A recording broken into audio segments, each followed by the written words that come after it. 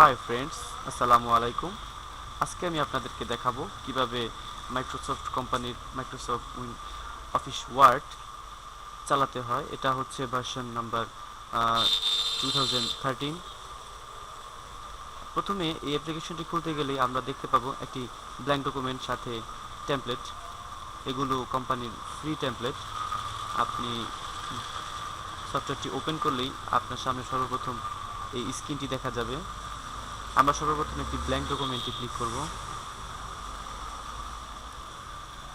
এখানে ব্ল্যাঙ্ক ডকুমেন্টে ক্লিক করার পর সফটওয়্যারটি স্বয়ংক্রিয়ভাবে একটি ব্ল্যাঙ্ক ডকুমেন্ট আপনার কাজ করার জন্য সুবিধা মতো ওপেন করে দিবে।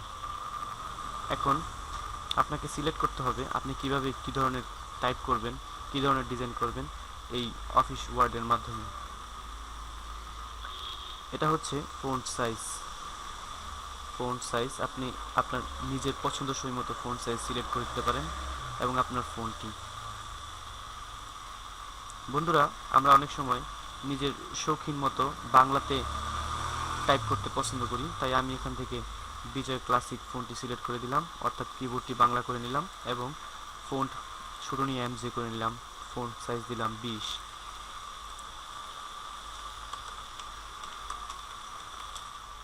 হ্যাঁ বন্ধুরা, আমি এখন সুন্দরভাবে টাইপ করতে পারছি।